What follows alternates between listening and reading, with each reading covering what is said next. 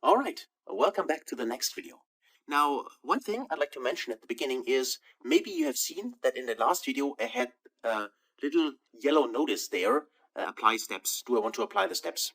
So what I did is I simply saved my file, I closed it, and then I reopened it again, and now you can see that the message is gone. I'm not sure whether this is a bug, but sometimes it appears, and I clicked several times on applied, and it still showed up the message the whole time. So I simply saved my file and reopened it, and now the message is gone. So just in case you have the same issue, then please give this a try. Okay, so now let's continue. In the last video, we actually enriched our data with public data from the web. And now we need to do something very, very important. We need to make sure that our data model is correct. Because without our proper data model, nothing can be done in Power BI. So all the reporting, all the great visualizations you might have in mind and you will do in the future depend on the data model. So let's ensure first that this is set up correctly. To do this, we need to go inside the model view. So after importing our data, which we've done, and also cleaning the data we've done in the query editor, we now need to go to the third option here, the model view, click on it, and then you see a model something like that. So let me just zoom out maybe a little bit. So now it's a little bit more space, and we don't need to scroll.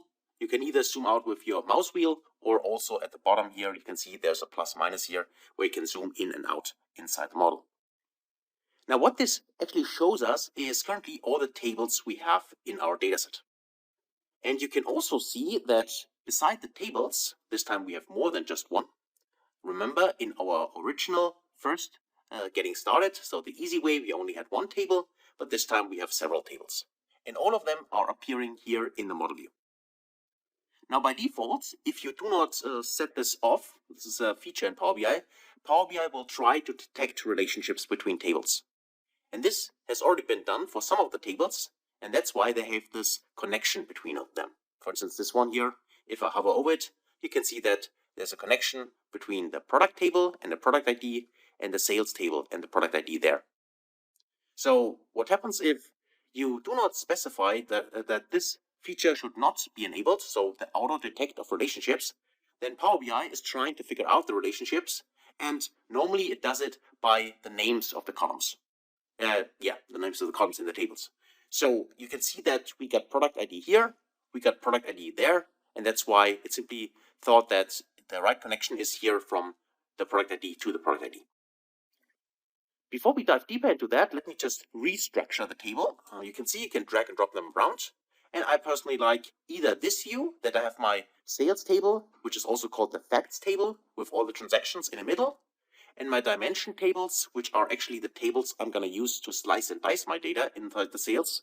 I want to have them outside, so either like that, or I also prefer often that I drag the sales table, so my facts table, to the bottom and put all my dimension tables to the top, like that.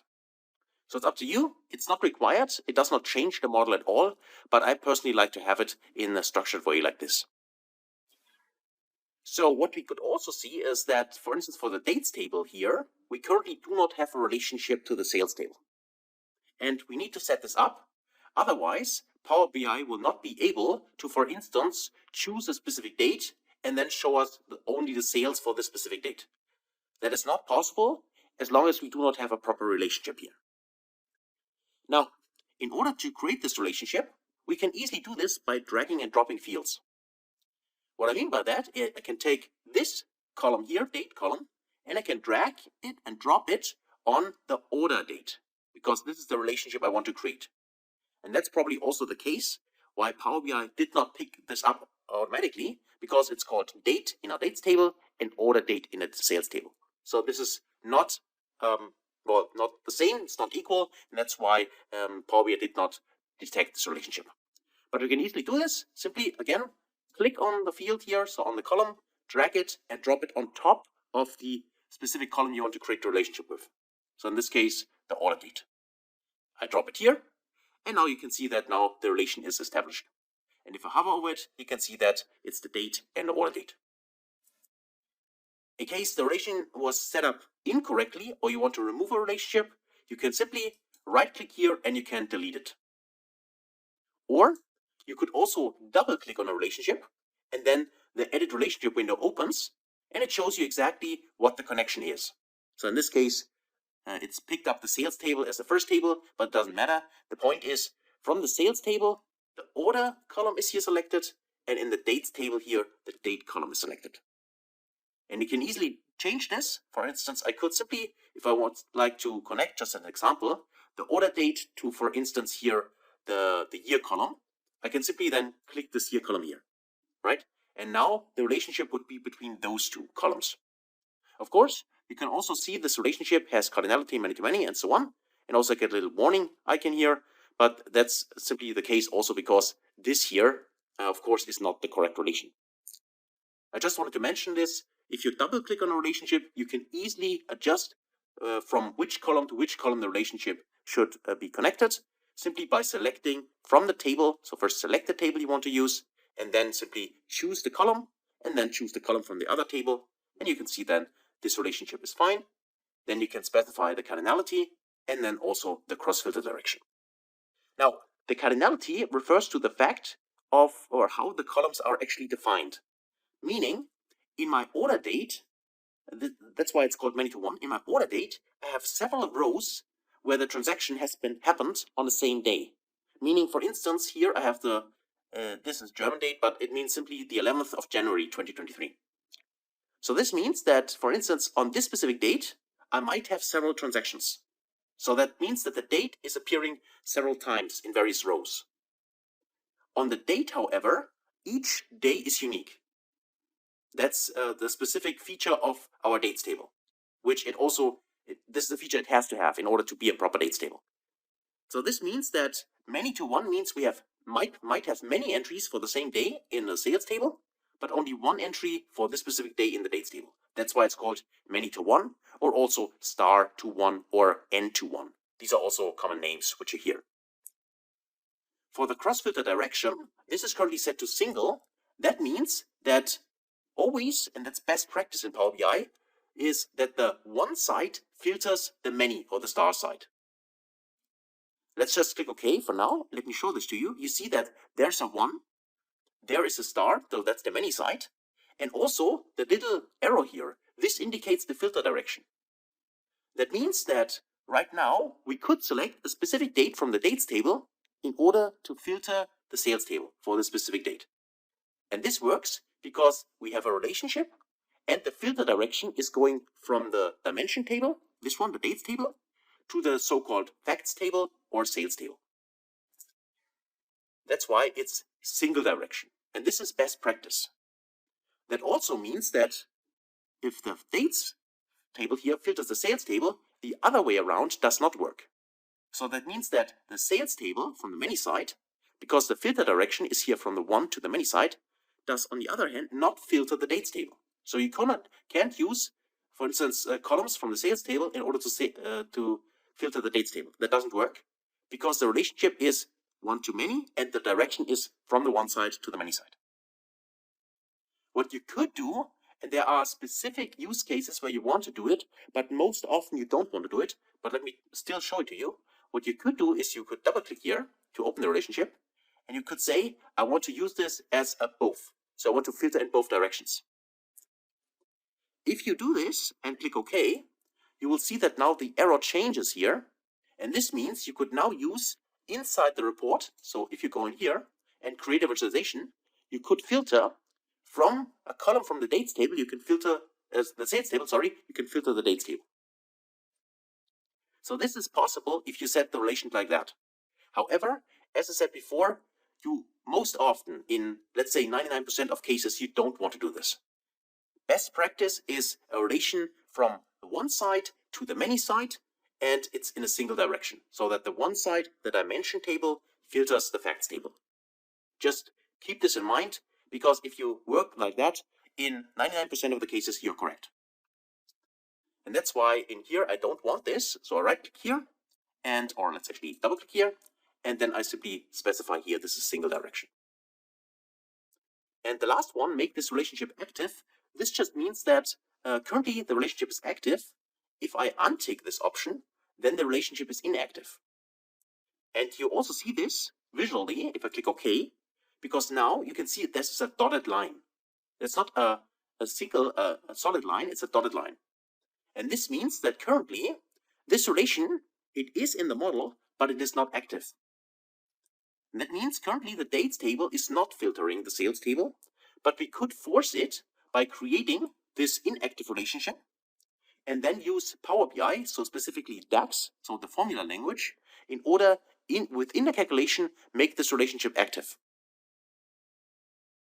So also something we're going to explore later on in a DAX formula, but for now just keep in mind, in order to filter the data by default, you need an active relationship. So let me right click here again, and let's make this active again. So this should be the optimal setup. You have dimension tables. These tables should be used. You can also call them just plainly filter tables. These are the filter tables, and the filter tables should filter this transaction, so the sales table, right? And if you have this, then you want to have active relationships. You want to have one-to-many relationships. So the one side, the dimension tables, the many side, the fact table, and you want to have a filter direction as a single. That is the optimal case. And that's how you should structure your model. So let me click OK. And now the relationship is active again. Also, you might have seen this. If you right click here, of course, you can delete the relationship completely, right? So if I delete it, then yes, I want to delete it, then this relationship is gone. So you can easily create relationships between tables and make this create your data model this way. So let me make this active again by simply dragging and dropping it. Okay. So now we have our tables and we have them connected. Also, what you see is if you click somewhere outside, so just inside this model view, somewhere on the gray space here, you see that you have some kind of properties.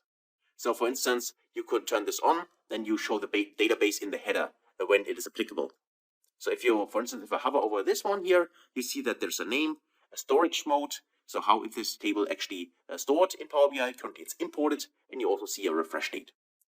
And if you would import data from a database, then you can also get information from the database by simply make this active. And then if you hover over a table which comes from a database, you would see additional information. It's not required, but maybe it's of interest to you. And then simply take this on. Show related fields when the card is collapsed. It's just, you can see that you can collapse a table. So just click on collapse here. And now you can see that this table only shows this specific entry. And this entry is shown because the product ID is currently the column which we use in order to create this relationship. If you untick this one here, you see that now also this product ID is gone. So this collapsing tables here, that might be helpful if you have a really, really big model with a lot of tables to save a little bit of space in here, so you don't show all the columns in here or scroll bar with some columns, but it does not do anything to your model. It's just simply a way to make this view a little bit more, let's say, less cluttered if you have a lot of tables, but it does not change anything in the model. It's just there, an option. And pin related fields on top of the cards, that could also be done simply by simply adding if I take this option here, you see that now the product ID is always, in this case for the product table, the first entry. The same is true here for date or for location ID. So all the columns we're going to use for our relationship are now on top.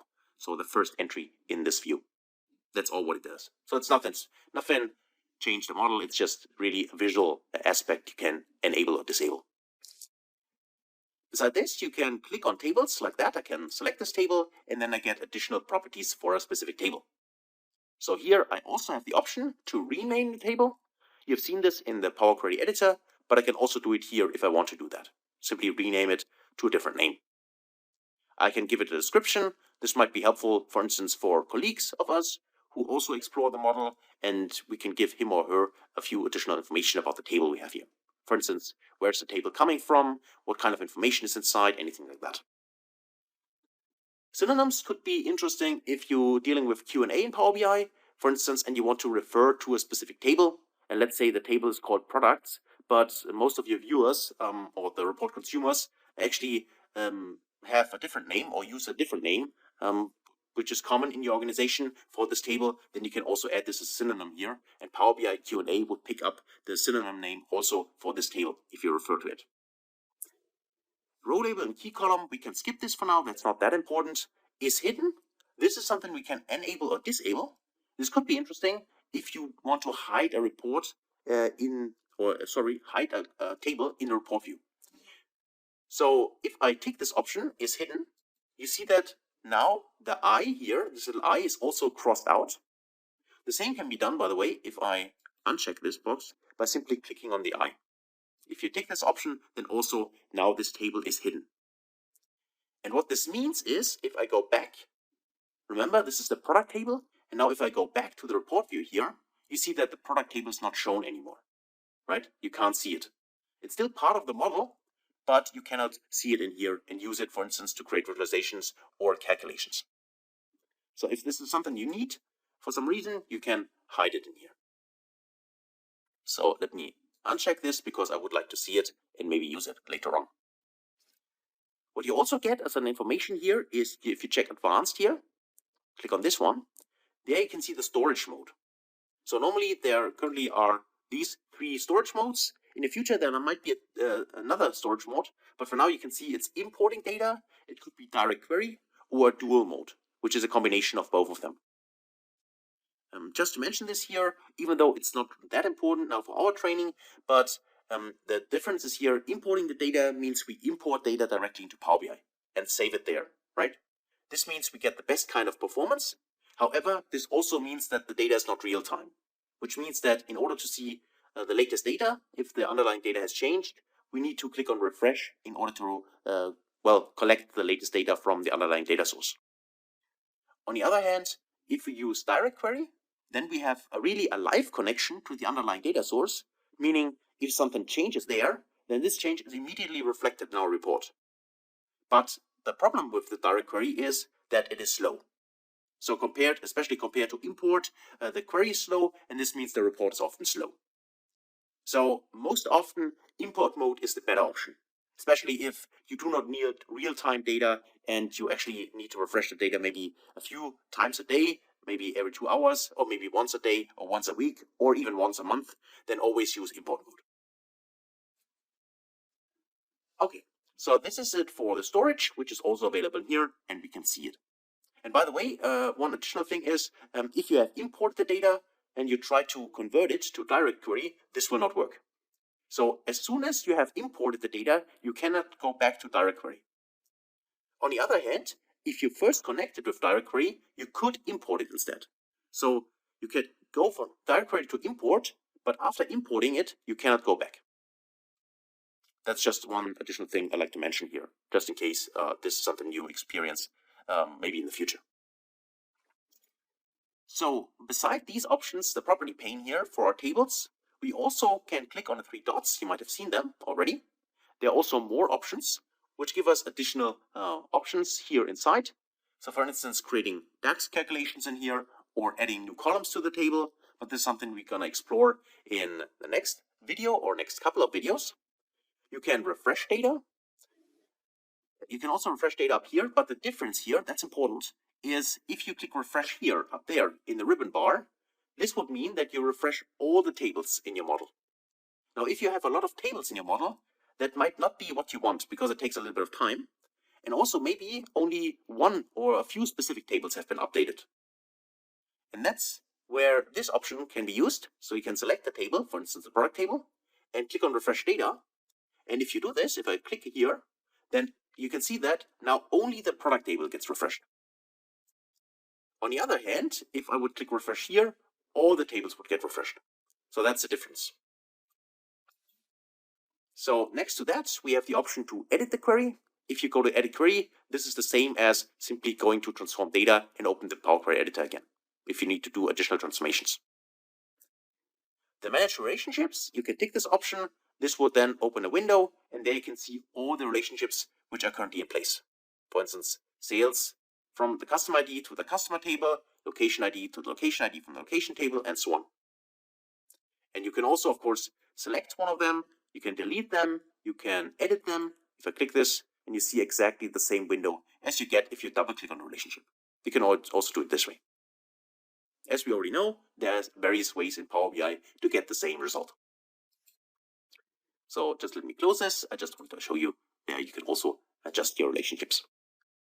And incremental refresh, could be interesting one day. This is just referring to the fact that maybe you have 5 years of data and you want to make sure that you only update the last year, for instance, and not the whole table. Then this could be interesting. But also, it's not a focus of what we currently do here, what we are trying to achieve. But I would like to mention that just in case you hear what is incremental refresh, it just means that you do not update a complete table, but maybe only regarding the time frame. If you have 5 years of data or 10 years of data, you only update the latest year, for instance. That would be an incremental refresh, which can also be done in Power BI. Aggregation tables, this just means that you might have a table which is quite large, and maybe you want to speed up the process. This is something I would refer you to maybe a database administrator or database and admins, because those IT guys can help you actually setting up aggregation tables, and they probably know what I'm talking about, which helps us sometimes to speed up the process.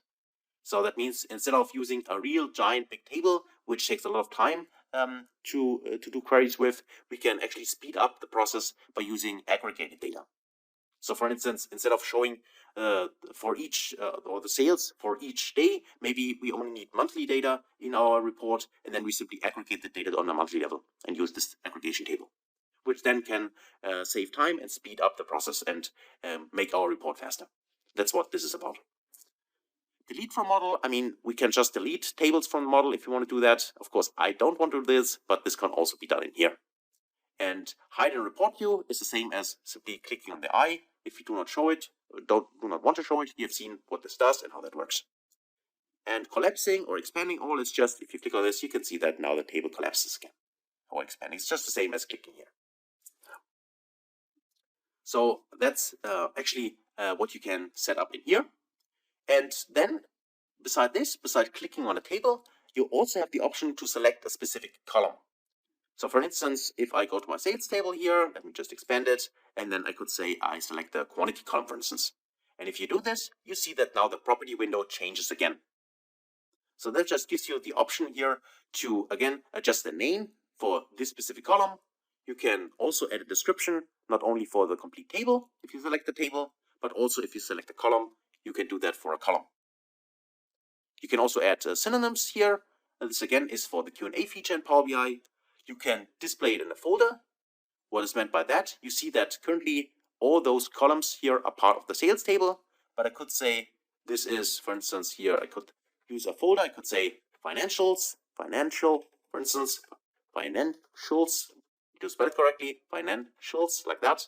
And if I press enter, you now see that inside the sales table, we have a folder which is called financials, and in this folder we have the quantity.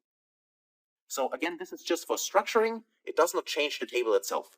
It's just an easier way, maybe if you have a lot of columns in a specific table and you want to structure it, right? So it's easier for you to spot and to find the specific columns you have in here. And if you want to remove it, just go in here, remove it completely. So let me just click on it, let me select it, remove it, press enter, and then you see that now the folder is gone. It's kind of similar to what we have seen in the Power Query editor, right? But this time just for the table itself. And beside this, you can also check this is hidden. This just means if I tick this option, you see that now only this specific column is now hidden in the report.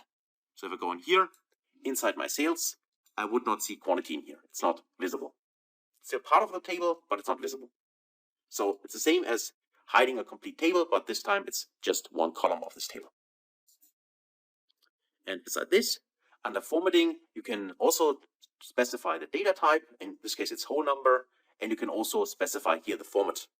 So there are a lot of formats in here for numerical data, for instance. And if you really want to customize this format, you can also go in here, go to custom, and this allows you here to specify a custom format. Right? It's the same as in Excel. You might be familiar with it, that you could, for instance, specify that positive numbers are written normally and negative numbers are, for instance, in parentheses, anything like that. This can be specified here. And if you want to learn what kind of formatting options you can apply, simply click this Learn More, because this gives you then, or gets you directly to the Power BI documentation, and there you can find it. But to give you a sneak preview, it's kind of similar to what you can do in Excel, where you also have the option to format specific data entries the way you want it. So let me go back to whole number, because I would like to keep it the way it is. I just wanted to mention this. If it's a percentage number, you can check this box, then it's a percentage. And if you want to add 1,000 separators to it, also check this box, and then this is enabled by default. It's just formatting actually for the specific value in here. So that's that, and then summarized by, this is the default summarization which we have seen. And remember that I showed you in the first report that you can, for instance, set the aggregation we used for the price. We did then an aggregation of average, but the default was sum. And if you want to change the default aggregation for numerical columns, you can do that here. Instead of using sum, you could, for instance, use average, and then whenever you drag the quantity in the report view on a visual, then by default, the first aggregation would be average and not sum. You can still change it, as we have seen already, but you can set here a default aggregation if you want to do that. And also you can set a default to none. Then the quantity by default would not be aggregated at all. Also can be specified here. And yeah, that's it.